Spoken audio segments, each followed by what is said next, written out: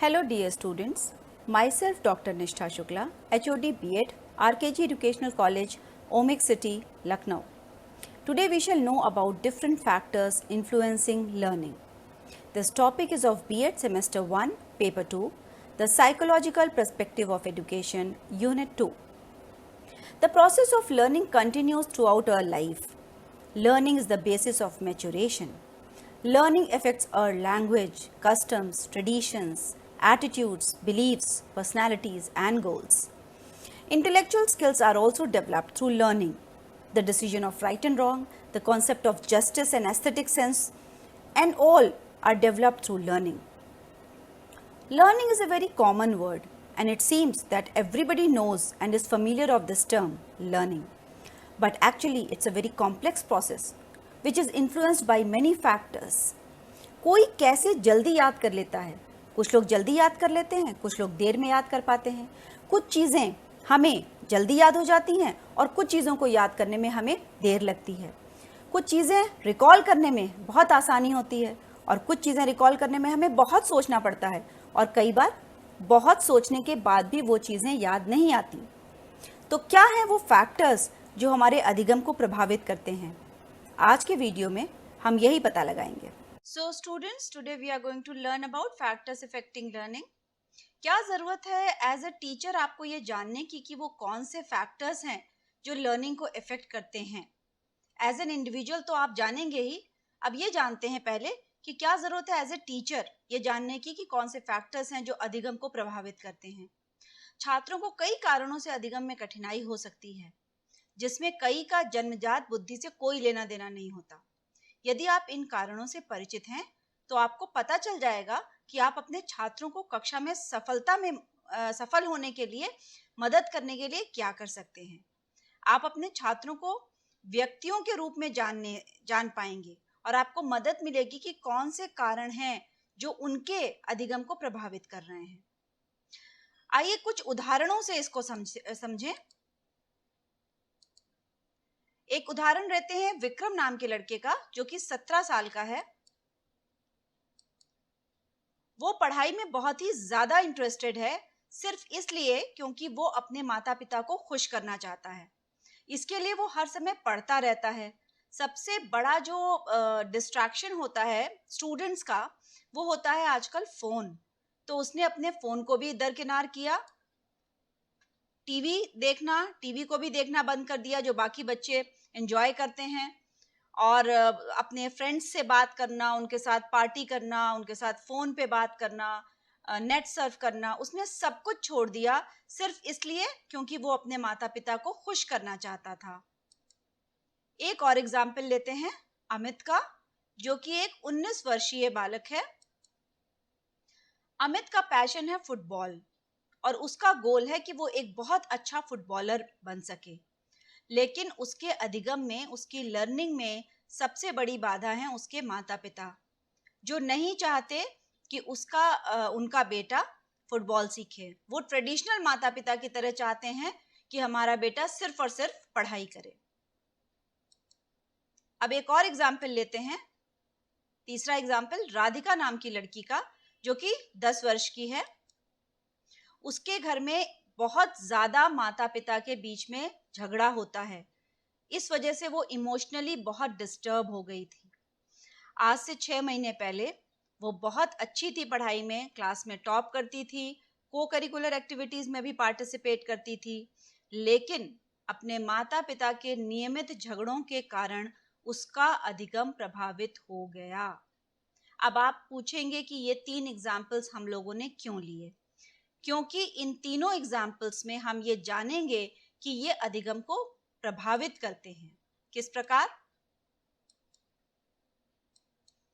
विक्रम का जो अधिगम को प्रभावित करने वाला कारण है वो है मोटिवेशन. मोटिवेशन क्या है उसका? गोल क्या है? मोटिव क्या है? अपने माँ बाप को खुश करना.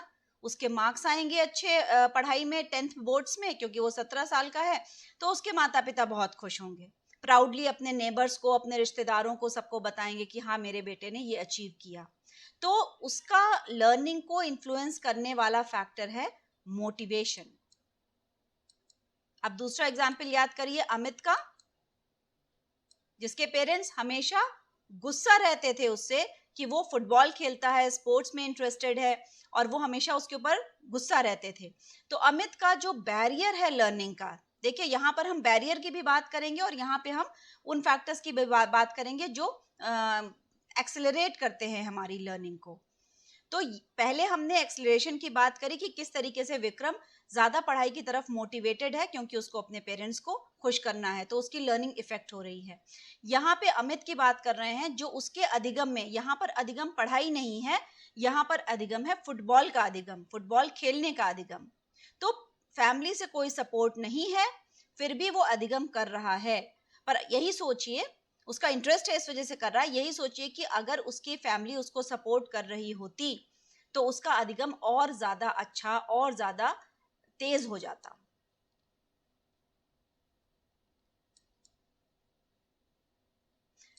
तीसरा जो हमने एग्जाम्पल लिया था राधिका का, यहां पर इमोशनल डिस्टरबेंस, ये भी एक बैरियर होगा अधिगम में, यानी वो इन्फ्लुएंस कर रहा है, वो रोक रहा है अधिगम को, पढ़ाई में कंसंट्रेट नहीं कर पा रही है क्योंकि वो इमोशनली स्टेबल नहीं है। तो इस प्रकार इन 3 उदाहरणों से हमने ये जाना कि कई चीजें होती हैं जो हमारे अधिगम को प्रभावित करती हैं, पॉजिटिवली भी, नेगेटिवली भी। अब इन सारे अधिगम को प्रभावित करने वाले कारणों को हम लोग डिटेल में पढ़ेंगे। फैक्टर्स अफेक्टिंग लर्निंग, इनको 4 पार्ट्स में हम डिवाइड कर लेते हैं। सबसे पहले आता है फिजियोलॉजिकल फैक्टर्स, यानी शारीरिक कारक। फिर आता है साइकोलॉजिकल फैक्टर्स, यानी मनोवैज्ञानिक कारक। नेक्स्ट आता है इन्वायरमेंटल फैक्टर्स, यानी पर्यावरणीय कारक। और फोर्थ है मेथडोलॉजी ऑफ इंस्ट्रक्शंस, यानी निर्देशों की कार्य प्रणाली। स्टार्ट करते हैं हम लोग फिजियोलॉजिकल फैक्टर्स से, यानी शारीरिक कारकों से। शारीरिक कारकों में सबसे पहले आता है सेंस परसेप्शन, यानी भावना धारणा। अनुभूति और अनुभूति सभी संज्ञानात्मक अधिगम का आधार है। धारणा की शक्ति कमजोर होती है तो अधिगम की मात्रा कम हो जाती है। In normal conditions, a blind man will take more time to learn than a person who has got all his proper senses working. Next factor, physiological factor में आता है nutrition, यानी पोषण। Nutrition is an important factor influencing learning. Whatever we eat is reflected in our thoughts. जो भी आप खा रहे हैं वो आपके थॉट्स में आने शुरू हो जाते हैं, जैसे alcoholic drinks, tobacco, too much of caffeine, intoxicated food items, ये सब एडवर्सली इफेक्ट करते हैं हमारी लर्निंग को, क्योंकि हमारी मेंटल कैपेसिटी इन सब चीज़ों को खाने पीने से डिक्लाइन हो जाती है। परीक्षा के दौरान याद करिए, आपके माता पिता इस पे जोर देते हैं कि आप लोग ज़्यादा फ्रूट्स खाएं, ज़्यादा फल सब्जियां खाएं, ज़्यादा तेलीय चीज़ों और जंक फूड को खाने से बचें, क्योंकि ये फैट्स नींद और आलस और उनींदापन लेकर आती हैं। तो इस तरह से न्यूट्रिशन अगर आपका अच्छा रहेगा तो आपकी लर्निंग भी प्रॉपर होगी। Next is age. Now what age has to do with learning? आप कहेंगे कि अभी तो हम लोगों ने बात करी थी कि learning is a life long process, वो तो पूरी जिंदगी चलती है, जब तक आपकी आयु है, जब तक आप जीवित हैं तब तक आप कुछ ना कुछ लर्निंग करते रहते हैं। तो फिर आयु का क्या संबंध है? कुछ साइकोलॉजिस्ट ऐसा मानते हैं कि आयु का संबंध है। कुछ सब्जेक्ट्स ऐसे होते हैं स्टूडेंट्स जो हम अर्ली स्टेज में अगर लर्न करें, जो हमारी एज का अच्छा भाग होता है, बर्थ से लेकर 25-30 ईयर्स तक, तो हमारे लिए बहुत अच्छा और इजी हो जाता है उसको याद करना, उसको रिटेन करना।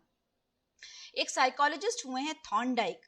Thorndike says that mental development does not stop at 16 और 18 but increases up to 23 and halts after 40, यानी 40 के बाद, थॉर्नडाइक के अनुसार 40 के बाद हमारी मेंटल डेवलपमेंट रुक जाता है। Learning proceeds rapidly between 18 and 20, remains stagnant till 25 and declines up to 35. कुछ साइकोलॉजिस्ट ये कहते हैं। Age accompanies mental maturation, so some complex problems cannot be solved till the person is sufficiently mature. यानी कोई complex problem है, कोई बहुत जिंदगी से रिलेटेड कोई डिसीजन लेना है वो आप तभी ले पाते हो जब आप एक सर्टेन एज के पहुंच जाते हो, क्योंकि तब हमारे अंदर मैच्योरिटी आ जाती है। यहाँ पर हम एक्सेप्शंस को नहीं लेकर चल रहे हैं। आपके दिमाग में बहुत सारे एक्सेप्शंस आ रहे होंगे, हम यहाँ एक्सेप्शंस को लेकर नहीं चलेंगे। हम यहाँ पे नॉर्मल कंडीशन से मानेंगे कि एज के साथ मैच्योरिटी आती है और मैच्योरिटी के साथ लर्न करना थोड़ा आसान हो जाता है। Children learn the school subject more easily than educated adults. इसका एक रीजन ये भी हो सकता है कि चिल्ड्रन के दिमाग में वर्डली प्रॉब्लम्स उतनी नहीं होती, उनका दिमाग ज्यादा फ्लेक्सिबल होता है, they have got much flexible nervous system also. लेकिन ऐसे उदाहरण भी हैं जिसमें हम ये देखते हैं कि लोगों ने बहुत एज पे होने के बाद भी लर्निंग करी। जैसे महात्मा गांधी का एग्जाम्पल ले तो उन्होंने 40 वर्ष की उम्र से हिंदी का अध्ययन करना शुरू किया था, अदरवाइज उनको सिर्फ इंग्लिश और गुजराती आती थी। टैगोर की बात करें, रविंद्रनाथ टैगोर जी, तो उन्होंने 50 इयर्स, जब वो 50 इयर्स के हो गए थे तब उन्होंने नए वैज्ञानिक विषयों का अध्ययन करना शुरू किया था। इसलिए एज को हम एक फैक्टर मानते हैं, but that is not the only factor which influences learning. Next comes atmospheric conditions, यानी वायुमंडलीय स्थितियां। High temperature and humidity lowers the mental efficiency. Low ventilation, lack of proper elimination, noise, physical discomfort. अगर आप अच्छे environment में नहीं बैठे हैं, बहुत ज़्यादा एक्सट्रीम गर्मी, एक्सट्रीम ठंड है या एक्सट्रीम ह्यूमिडिटी है, तो ऐसे में हमारी मानसिक क्षमता कम हो जाती है, हमारी एकाग्रता कम हो जाती है, कॉन्सेंट्रेशन कम हो जाता है। नेक्स्ट आता है हमारा फटीग, यानी थकान। थकान दोनों तरह की हो सकती है, मेंटल थकान भी हो सकती है और फिजिकल थकान भी हो सकती है।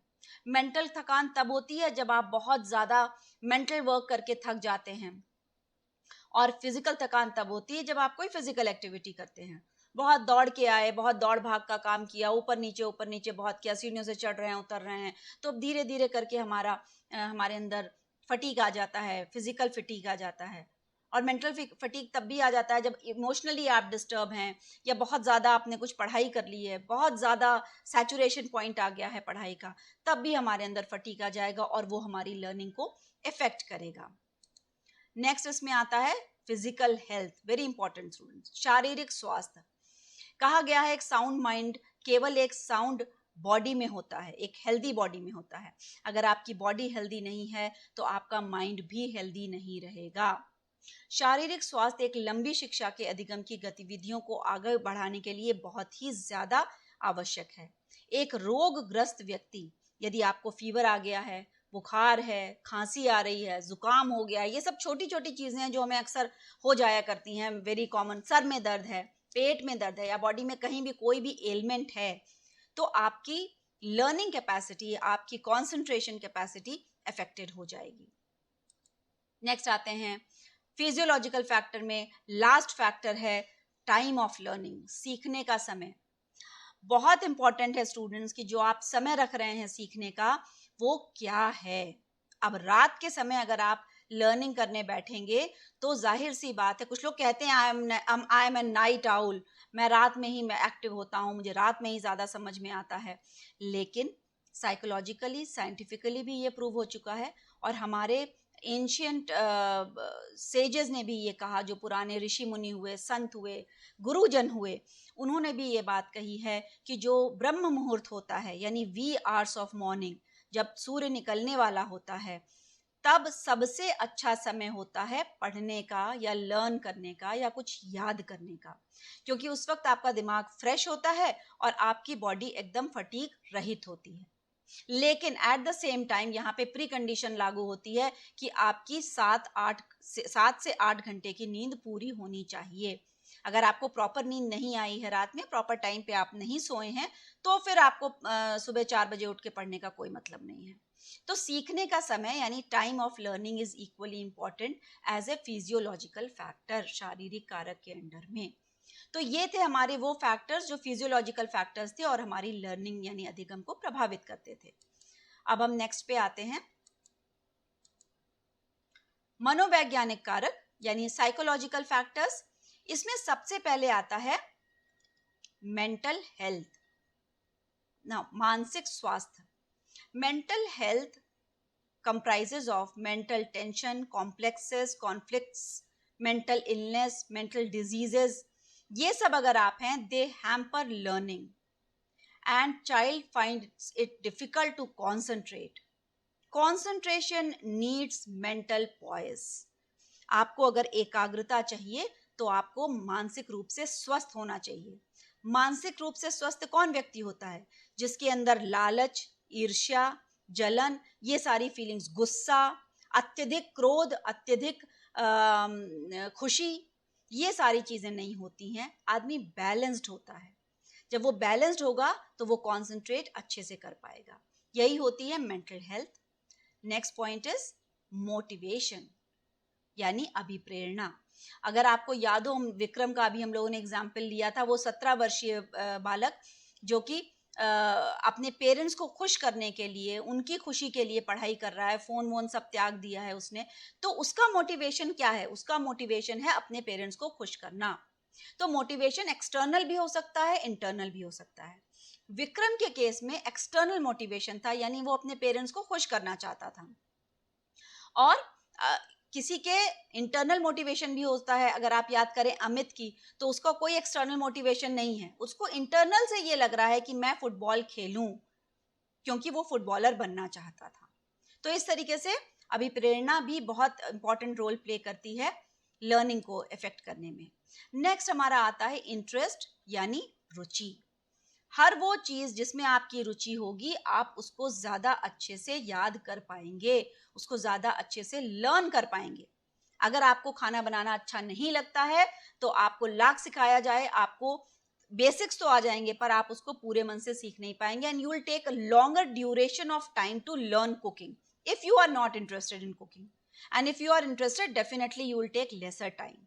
तो ये इंटरेस्ट की बात होती है कि आप किस प्रकार से किस चीज को याद रखते हैं. जिन स्टूडेंट्स को मूवीज में इंटरेस्ट है तो उनको मूवी की स्टोरी भी याद होगी, उसकी स्टार कास्ट भी याद होगी, कब रिलीज हुई, कौन म्यूजिक डायरेक्टर था, किसने क्या रोल किया, ये सब कुछ याद रहेगा. एंड सिमिलरली उसी बच्चे को, उसी स्टूडेंट को अगर कहा जाए कि आप हिस्ट्री का कोई इंसिडेंट याद कर लीजिए, कोई वॉर का इंसिडेंट याद करिए, कोई बैटल हुई हो, कोई इंपॉर्टेंट प्लेस हो, इंपॉर्टेंट चीज हो, तो वो उसको याद नहीं रख पाएगा. क्यों? क्योंकि उसमें उसकी रुचि नहीं है, इंटरेस्ट नहीं है. इसलिए रुचि also plays, interest also plays a very important role in learning. Next is success, praise and blame. सफलता, प्रशंसा और दोष. There is no success like success, यानी सफलता से बढ़कर कोई भी रिवॉर्ड नहीं है. आदमी को सफलता का चस्का लग जाता है. हम सोचते हैं कि एक बार किसी ने किसी उसमें टॉप कर लिया तो सोचेंगे अरे अब तो हम हर चीज में टॉप कर सकते हैं, और हम उससे प्रेरणा पाकर लर्निंग बहुत आराम से और आसानी से करने लगते हैं. दूसरा, प्रेज की बात करें तो प्रशंसा कौन नहीं चाहता? हर कोई चाहता है कि मेरे किए हुए कार्य की प्रशंसा हो. अगर आपका कार्य प्रशंसनीय नहीं है तो आप नहीं करेंगे. अब आप कहेंगे, अगर इसको एग्जाम्पल लें तो चोरी करने की भी तो एक लर्निंग होती है, उसमें तो कोई प्रशंसा नहीं मिलती. उनको अपनी फ्रेटर्निटी में प्रशंसा मिलती है, देखो वो कितना बड़ा चोर है, उसने ये चीज चुरा ली, ये तिजोरी तोड़ ली, इसके यहाँ चोरी कर ली. तो वो प्रशंसा की बात भी होती है, हाँ मेरा नाम हो रहा है उसमें. That was on the negative sense. इसको हम पॉजिटिवली भी लें. प्रशंसा, जब क्लास में प्रशंसा होती है किसी स्टूडेंट की, उसने खड़े होकर जवाब दिया क्लास में और उसकी प्रशंसा हुई, तो वो अगले दिन और अच्छे से पढ़कर आएगा कि मैं मेंटली प्रिपेयर्ड रहूं, मेरे पास कुछ बैकअप हो कि हाँ मैं इस तरीके से क्लास में जवाब दे सकूं. ब्लेम यानी दोष. बहुत बुरा लगता है जब कोई आपको दोष देता है, इसकी वजह से मेरी नाक कट गई, जैसे पेरेंट्स जनरली बोलते हैं, इसने हमारी नाक कटाई हुई है, हमें समाज में मुंह दिखाने लायक नहीं छोड़ा, इसके इतने कम मार्क्स आते हैं, ये पढ़ाई में अच्छा नहीं है, या ये प्रेजेंटेबल नहीं है, या ये इसको इतने दिनों से संगीत सिखा रहे हैं, पियानो सिखा रहे हैं, ये पियानो नहीं सीख पाया. तो इस तरह के ब्लेम से बचने के लिए भी बच्चा अधिगम करने लगता है. So blame also plays an important role in learning. Next is reward and punishment. Blame से ही या प्रेज से ही थोड़ा इसको हम कनेक्ट कर सकते हैं. रिवॉर्ड भी दो तरीके के होते हैं, एक फिजिकल रिवॉर्ड, एक मेंटल रिवॉर्ड. फिजिकल रिवॉर्ड वो होता है जो सर्टिफिकेट्स हमें मिल गए, गोल्ड मेडल मिल गया, ट्रॉफी मिल गई, तो ये सारे हमारे फिजिकल रिवॉर्ड्स हो गए. मेंटल रिवॉर्ड क्या होता है? वो सेटिस्फैक्शन जो हमें लर्निंग करके मिलेगा, वो सेटिस्फैक्शन ही हमारा रिवॉर्ड होता है. पनिशमेंट की बात करें, दंड की बात करें, तो दंड को अगर हम शारीरिक और मानसिक दो प्रकार के दंड का प्रावधान है। शारीरिक दंड को सुप्रीम कोर्ट ऑफ इंडिया ने बिल्कुल बैन किया हुआ है। Corporal punishment is not allowed in Indian schools as well as the colleges. लेकिन फिर भी अलग तरह के पनिशमेंट हो सकते हैं, जिसमें आप फिजिकल पनिशमेंट की बात करें तो लोग कहते थे चेयर पे खड़े हो जाओ, कमरे के बाहर निकल जाओ, ये एक तरह के फिजिकल पनिशमेंट हो जाएंगे। अगर हम मेंटल पनिशमेंट की बात करें तो ज़्यादातर आप देखिए जो लोग क्लास में टॉप करते हैं या good books of the teachers में होते हैं, उनसे लोग अच्छे से बात करते हैं, और जो बैक बेंचर्स होते हैं यानी क्लास के शैतान बच्चे माने जाते हैं, उनसे लोग बात करना कम कर देते हैं। तो वो भी एक प्रकार का दंड ही है। अगर आप समाज में रह रहे हैं, समाज के साथ लेकर चल रहे हैं और समाज में रहने वाले लोग आपसे अच्छा व्यवहार नहीं कर रहे, तो वो भी आपके लिए एक प्रकार से दंड होगा। तो उस दंड से बचने के लिए भी व्यक्ति अधिगम करता है, लर्निंग करता है। अब बात करते हैं इन्वायरमेंटल फैक्टर्स की, पर्यावरणीय कारक। इसको हम दो पार्ट्स में डिवाइड कर सकते हैं, वर्किंग कंडीशंस और दूसरा ऑर्गेनाइजेशनल सेटअप। अब इन दोनों को हम लोग थोड़ा सा डिटेल में पढ़ेंगे। वर्किंग कंडीशंस क्या होती हैं? वर्किंग कंडीशंस वो काम करने की परिस्थितियां या अधिगम की परिस्थितियां जो कि हम जिस स्थान पर हम लोग अधिगम कर रहे हैं उस जगह को वर्किंग कंडीशंस कह सकते हैं। लोकेशन बहुत इंपॉर्टेंट होती है लर्निंग के लिए। अगर आप पुरातन काल में चलें, प्राचीन काल में जाएं, तो गुरुकुल नगर से बाहर होते थे, गांव से बाहर होते थे, जंगलों में होते थे, ताकि किसी प्रकार की अशांति ना हो सके, कोई डिस्ट्रैक्शन ना हो सके। जंगल में स्थित होते थे ताकि न्यूनतम अशांति हो। अभी आजकल के परिप्रेक्ष्य में लेके चलें तो जितने अच्छे बोर्डिंग स्कूल्स हैं वो पहाड़ी क्षेत्रों में हैं, और वो भी शहर से बाहर, पहाड़ के भी जो शहर हैं उनसे बाहरी इलाके में हैं। क्यों? ताकि किसी तरह का प्रॉब्लम ना हो, किसी तरह का नॉइस ना हो, किसी भी तरह का डिस्ट्रैक्शन ना हो। तो लोकेशन बहुत इंपॉर्टेंट होती है कि आपकी लोकेशन कहाँ है लर्निंग की। Next comes distraction. डिस्ट्रैक्शन हर तरीके का हो सकता है। आपके लर्निंग के टाइम पे कोई टीवी चला रहा है, कहीं म्यूजिक बज रहा है, वो डिस्ट्रैक्ट करेगा। केवल साउंड ही डिस्ट्रैक्ट नहीं करता। अगर आप बैठ के पढ़ रहे हैं और कोई बार बार आ रहा है, जा रहा है, बिना साउंड के भी आ रहा है, जा रहा है, that will also distract you. आप पढ़ रहे हो, लर्निंग कर रहे हो, बगल में बैठ के कोई मोबाइल चला रहा है और हेडफोन्स लगा के मोबाइल चला रहा है, तब भी आप डिस्ट्रैक्ट हो जाओगे, बिकॉज यू विल फील कि अरे ये तो मोबाइल चला रहा है, मोबाइल में कुछ सीरीज देख रहा है और मैं यहाँ बैठ के लर्निंग कर रहा हूँ। So that will also effect, that will also distract you. Next is noise. Noise का भी हमने बात करी ही कि नॉइस अगर होगी तो आप लर्निंग नहीं कर पाएंगे, क्योंकि आपका सेंस ऑर्गन, आपके ईयर का जो सेंस ऑर्गन है वो उधर चला जाएगा। पुअर एलिमिनेशन बहुत ज़रूरी है कि जब आप लर्निंग कर रहे हो तो प्रॉपरली एलिमिनेशन हो, लाइट प्रॉपर होनी चाहिए, किसी तरह का कोई डिम लाइट है। अमेरिका में एक शोध किया गया था काफ़ी टाइम पहले, जिसमें दो तरह से दो कमरों में रखा लोगों को, एक में कम रोशनी के साथ, एक में ज़्यादा रोशनी के साथ। तो ये पाया गया कि ज़्यादा रोशनी में काम करने वाले लोगों का प्रोडक्टिविटी अच्छी थी, उनका रिजल्ट अच्छा था, उन्होंने ज़्यादा मन लगा के काम किया। क्योंकि बहुत मुश्किल हो जाता है बिना लाइट के काम करना, हमारा सेंस ऑर्गन आई का, उसको और ज़्यादा स्ट्रेन पड़ता है, इस वजह से दिक्कत हो जाती है लर्न करने में। इसलिए प्रॉपरली इल्यूमिनेटेड एरिया होना चाहिए। Next is ventilation, very important again. Ventilation मतलब ऑक्सीजन। ऑक्सीजन अगर आपके ब्रेन में नहीं जाएगी तो ब्रेन सेल्स एक्टिवेट नहीं होंगे, और लर्निंग तो डायरेक्टली ब्रेन से रिलेटेड होती है। बहुत महत्वपूर्ण है कि जिस जगह पर आप अधिगम कर रहे हो वो हवादार हो, आपको किसी प्रकार की कोई भी सांस लेने में दिक्कत नहीं होनी चाहिए, ऑक्सीजन की कमी नहीं होनी चाहिए। ओवर क्राउडिंग, ज़्यादा भीड़ हो गई है, एक ही क्लास में 50-60 बच्चे पढ़ रहे हैं, टीचर एक है, तो लर्नर इतने हो गए, इंस्ट्रक्टर एक है, टीचर एक है, तो अधिगम करने में दिक्कत होगी। टीचर टॉट का रिलेशन 1 to 1 नहीं बन पाएगा। बच्चा कुछ पूछना चाहेगा, इतने सारे स्टूडेंट्स को, इतने सारे लर्नर्स को इंस्ट्रक्टर जवाब नहीं दे पाएगा। टीचर जवाब नहीं दे पाएगा तो वो रैपो नहीं बिल्ट होगी और लर्निंग में प्रॉब्लम हो जाएगी। क्यों बच्चे ट्यूशन पढ़ने जाते हैं? अब वो ट्यूशन को भी क्लासरूम बना देते हैं, that's another thing. Otherwise tuition मतलब होता है 1 to 1 आप इंटरैक्ट कर रहे हो टीचर और टॉट के बीच में, और उसमें लर्निंग ज़्यादा अच्छी हो जाती है। नेक्स्ट आता है सीटिंग अरेंजमेंट। आप लोग क्लास में देखिए, जितने बच्चे आगे की रो में बैठते हैं वो बच्चे ज़्यादा अटेंटिव होते हैं विज़ाविज़ जो स्टूडेंट्स पीछे बैठते हैं, क्योंकि पीछे इतने सारे डिस्ट्रैक्शन की चीज़ें होती हैं। यहाँ पर सर पे आपके खड़ा हुआ है टीचर, तो आप खामखा अटेंटिव होके बैठोगे, अटेंटिव होके बैठोगे, सारे सेंस ऑर्गन्स एकदम एक्टिव होंगे, ब्रेन एक्टिव होगा, तो डेफिनेटली लर्निंग ज़्यादा अच्छे से होगी। इसमें लास्ट आता है आपका सैनिटरी कंडीशंस। अगर नेचुरल कॉल्स को आप नहीं कर पा रहे हो आंसर, नेचुरल कॉल्स को नहीं देख पा रहे हो कि वॉशरूम जाना है, हाथ साफ करने जाना है, फेस वॉश करने जाना है, तो अगर वो नहीं होगा तो आप फिजिकली कंफर्टेबल फील नहीं करोगे और अनकंफर्टेबल सिचुएशन में कंसंट्रेट नहीं कर पाओगे एंड फाइनली लर्निंग नहीं हो पाएगी।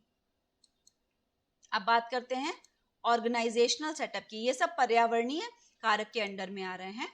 ऑर्गेनाइजेशनल सेटअप सबसे पहले आता है इसमें एप्रोप्रिएट टाइम टेबल। किसी भी अच्छे स्कूल के टाइम टेबल को उठाकर देख लीजिए स्टूडेंट्स, बहुत ही प्रॉपरली साइकोलॉजिकली मेड होता है। डिफिकल्ट सब्जेक्ट जैसे मैथ्स, साइंस, इंग्लिश, उनको पहले रखा जाता है, क्योंकि मॉर्निंग में हमारा बहुत अच्छे से ताज़ा मस्तिष्क होता है और हम पूरी तरह से एक्टिव होते हैं, कोई फटीग नहीं होता, तो हमको ध्यान केंद्रित करने में आसानी होती है और हम ज़्यादा अच्छे से अधिगम करने के सक्षम होते हैं। नेक्स्ट आता है democratic setup. Democratic setup of what? Of the classroom. Teacher को डेमोक्रेटिक सेटअप का होना चाहिए, सबको समान अवसर देना चाहिए, जाति, धर्म, रंग के आधार पर भेदभाव नहीं करना चाहिए। यहाँ तक कि अगर लर्नर अच्छा है और जल्दी क्विक लर्निंग कर रहा है, तब भी आपको उसको कम लर्निंग करने वाले स्टूडेंट के साथ, लर्नर के साथ भेदभाव नहीं करना चाहिए, सबको एक जैसा ट्रीट करना चाहिए। इसके साथ ये तो हुआ टीचर और टॉट के बीच में रिलेशनशिप। इसी के साथ जो आपस में को लर्नर की रिलेशनशिप है वो भी डेमोक्रेटिक होनी चाहिए, उनको भी आपस में मिलके रहना चाहिए। Cooperative environment. कोऑपरेशन किसके बीच में? टीचर और लर्नर के बीच में और आपस में को लर्नर्स के बीच में। एक दूसरे को कोऑपरेट नहीं करेंगे तो एक दूसरे से अगर मन नहीं मिलेंगे तो आप बगल में बिठा के उसके साथ कैसे लर्निंग करोगे? अगर आपके बगल में किसी ऐसे व्यक्ति को बिठा दिया जाए जिससे आपका मन नहीं मिलता है, जिससे आप चिढ़ते हो, जिससे आप नहीं बात करना चाहते, जो आपके साथ कोऑपरेट नहीं करता, उसके साथ बैठ के आप लर्निंग करोगे तो आपकी लर्निंग प्रभावित होगी। वहीं एक कोऑपरेटिव एनवायरनमेंट होगा, एक हेल्दी एनवायरनमेंट होगा, तो वहां पे लर्निंग ज्यादा अच्छे से होगी। Next is healthy competition. किसी भी लर्निंग को एक्सेलरेट करने के लिए आपको कंपटीशन लाना जरूरी होता है। कंपटीशन की अगर फीलिंग नहीं होगी, अगर प्रतियोगिता की फीलिंग नहीं होगी, तो बच्चे को लर्न करने का मोटिवेशन नहीं मिलेगा। लेकिन देखिए यहाँ पर वर्ड हेल्दी कंपटीशन दिया हुआ है, यानी एक स्वस्थ प्रतियोगिता होनी चाहिए। स्वस्थ प्रतिस्पर्धा का मतलब तब है कि जब आप रेस में भाग रहे हो, आपके पीछे भी कोई भाग रहा है, तो फर्स्ट आने के लिए आप पीछे मुड़ के नहीं देखते हो, आप अपने से आगे निकलने वाले को टांग मार के गिरा नहीं देते हो, आप अपनी स्पीड बढ़ाते हो। और अगर उसकी स्पीड और तेज है तो अपनी स्पीड बढ़ाने के लिए वो आपके लिए एज ए मोटिवेशनल फैक्टर काम करता है, ना कि ये कि आप खुराफात सोचने लगो कि मैं इसको गिरा दूं, उसको धक्का दे दूं, किसी तरह से ही गिर जाए तो ये हार जाए। वो अनहेल्दी कंपटीशन हो जाएगा।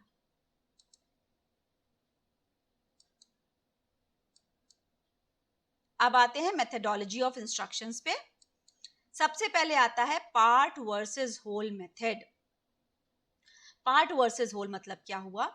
दो तरीके से हम पढ़ा सकते हैं। एक बार हम क्या करते हैं, छोटे छोटे पार्ट्स में चीजों को समझा दें और एक बार एज ए होल बता दें। इसको एक एग्जाम्पल से समझेंगे तो ज्यादा अच्छे से समझ पाएंगे। पार्ट में समझाने का मतलब हुआ, अगर आप किसी को कार ड्राइविंग सिखा रहे हैं तो आप पार्ट्स में समझाते हो। मैंने कार ड्राइविंग का एग्जांपल पहले भी दिया था, इसीलिए मैं इसको यहाँ पे रिपीट कर रही हूँ। आप पार्ट्स में समझाते हो, पहले उसकी फिजिकल चीजों को दिखाते हो, ये क्लच, ये गियर, ये स्टेयरिंग, ये एक्सीलेटर, पार्ट्स में समझाया। फिर आपने स्टेयरिंग पकड़ना सिखाया, फिर गियर लगाना सिखाया, फिर आपने गाड़ी को धीरे धीरे कैसे क्लच को छोड़ के आप एक्सीलेटर पे पैर देते हो, ये चीज सिखाया। तो पार्ट पार्ट पार्ट करके सिखाया, एंड में उसने जनरलाइज करके उसको जान लिया, एज ए होल उसने कार चलानी सीख ली। होल मेथड में क्या होता है, हम एक साथ कोई चीज बता देते हैं। अगर आप किसी को रेनी सीजन का यानी बारिश वाले सीजन का किसी छोटे बच्चे को कॉन्सेप्ट देना चाहते हो तो वो एक साथ दे देते हो कि ये रेनी सीजन है, बारिश हो रही है, नई पत्तियां आ गई हैं और नई पत्तियों का ग्रीन कलर बहुत ही ब्राइट ग्रीन कलर है, इसमें ऐसे ऐसे मेंढक बोलते हैं और इस तरह से बिजली के कीड़े आ जाते हैं। ये सारी चीजें आपने एज ए होल बता दी। तो ये हुआ मेथडोलॉजी ऑफ इंस्ट्रक्शन में। लर्निंग इफेक्टिव तब होगी जब आपको एज ए इंस्ट्रक्टर ये पता होगा कि कौन सी चीज को पार्ट मेथड से पढ़ाना है और कौन से चीज को होल मेथड से पढ़ाना है। अगर पार्ट मेथड वाली चीज आपने होल मेथड से पढ़ा दी एंड वाइस वर्सा, तो फिर लर्निंग बेकार हो जाएगी। नेक्स्ट करते हैं presentation and organisation of material. अब आप किस तरीके से पढ़ाने जा रहे हो या लर्निंग कराने जा रहे हो, कैसे उसको प्रेजेंट कर रहे हो। अगर presentation, way of presentation is not interesting and exciting, तो फिर बच्चे को लर्न करने में कोई मजा नहीं आएगा। ज्ञात से अज्ञात की ओर लेकर जाइए, वहां से स्टार्ट करिए जहां से पहले से बच्चे को कुछ पता है, और फिर जो नई चीज आप उसको, अज्ञात यानी जो नई चीज है वो आप उसको बताने जा रहे हो। तो बच्चे को पता है ब्रेक मतलब क्या, कार की यहाँ पे बात कर रहे हैं, बच्चे को पता है कि ब्रेक मतलब क्या। तो उसको जब मालूम है कि ब्रेक मतलब क्या, तब आपने उसको बताया ब्रेक। फिर एक्सीलेटर क्या होता है, फिर क्लच उसके लिए हो सकता है नई चीज, उसने अभी तक केवल साइकिल चलाई थी, उसने गियर वाला स्कूटर नहीं चलाया या बाइक नहीं चलाई। तो उसको आपको गियर का कॉन्सेप्ट देना पड़ेगा। तो वो ज्ञात क्या है, ज्ञात है ब्रेक, अज्ञात क्या है, क्लच, गियर। तो वो सारी चीजें आप बताते हो, तो ज्ञात से अज्ञात की ओर लेकर जाओ। और बहुत ज्यादा जरूरी है कि आप उसको प्रेजेंट बहुत इंटरेस्टिंग वे में करो। जैसे हम जब छोटे बच्चों को पढ़ाते हैं तो हम पिक्चर्स के थ्रू ज्यादा पढ़ाते हैं, कलरफुल पिक्चर्स, उनकी वॉल्स में भी बहुत कलर्स होते हैं। मॉरल स्टोरीज जब बताते हैं तो मॉरल स्टोरीज के जो कैरेक्टर्स होते हैं वो एनिमल्स के होते हैं, पंचतंत्र में जैसे होता है। क्यों होते हैं एनिमल्स के कैरेक्टर्स? सिर्फ इसलिए ताकि वो उससे बच्चों को इंटरेस्ट आए। और वहीं पर आप कोई हाई आईक्यू लेवल के या एडल्ट्स को पढ़ा रहे हो तो less of pictures and more of theory. तो इस तरह से way of presentation and organisation of material बहुत इफेक्ट करता है लर्निंग को। नेक्स्ट आता है लर्निंग बाय डूइंग। जो कुछ भी सीखा है उसको अगर व्यवहार में नहीं लाएंगे तो अधिगम खत्म। कार का एग्जाम्पल लीजिए तो तुरंत ही आपको समझ में आ जाएगा। चलाना सीख लिया, प्रैक्टिस नहीं करी तो आप कार चलाना भूल जाएंगे या उसको अच्छे से नहीं लर्न कर पाएंगे। अगर आप इतिहास पढ़ा रहे हैं, कार तो एकदम प्रैक्टिकल चीज हो गई कार सिखाना, इतिहास पढ़ा रहे हैं और इतिहास पढ़ाते पढ़ाते आप वहीं पर उस व्यक्ति को ले जा पाए या लर्नर को ले जा पाए जहां का इतिहास आप बता रहे हैं, तो लर्नर के लिए बहुत आसान और इंटरेस्टिंग हो जाता है उसको देखना और देखकर समझना और समझ के याद रखना। उसी तरीके से मैथमेटिकल इक्वेशन में आपने पहले खुद सम सॉल्व करके बताया, फॉर्मूला बताया, फिर जब तक स्टूडेंट उसको अपने आप सॉल्व नहीं करेगा तब तक उसको लर्निंग प्रॉपर नहीं होगी। नेक्स्ट आता है evaluation and feedback. Very important students, हर चीज में मैं कह देती हूँ वेरी इंपॉर्टेंट, बट आप लोगों के लिए भी जरूरी है। अगर आप ये जो कुछ भी पढ़ाई कर रहे हैं उसका एग्जाम ना हो, जैसे पहले के सेमेस्टर में एग्जाम नहीं हो पाया, एनी हाउ उसका एग्जाम ना हो, आपको फीडबैक ना मिले, तो आपको खुद बहुत खराब लगता है। मुझे मालूम ही नहीं मैंने कितनी लर्निंग करी।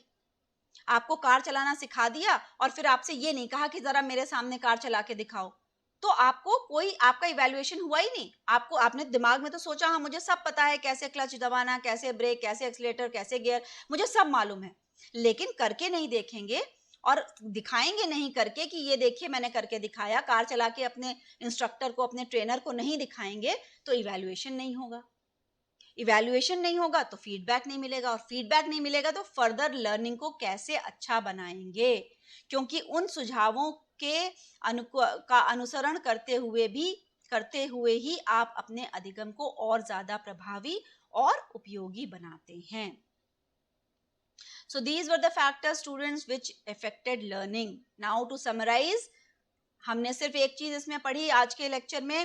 Factors affecting learning, there are 4 factors. Physiological factors, याद कर लें फिजियोलॉजिकल फैक्टर्स कौन कौन से हैं, साइकोलॉजिकल फैक्टर्स कौन कौन से हैं, environmental factors and methodology of instructions. So students, today we have learnt about different factors affecting learning. Hopefully it might be clear to you कि केवल एक चीज़ नहीं होती है जो आपके अधिगम को प्रभावित करती है, वो बहुत सारे कारण होते हैं जिससे आपका अधिगम प्रभावित होता है. In case you have any doubts, you can ask in the comment box. Thank you and all the best.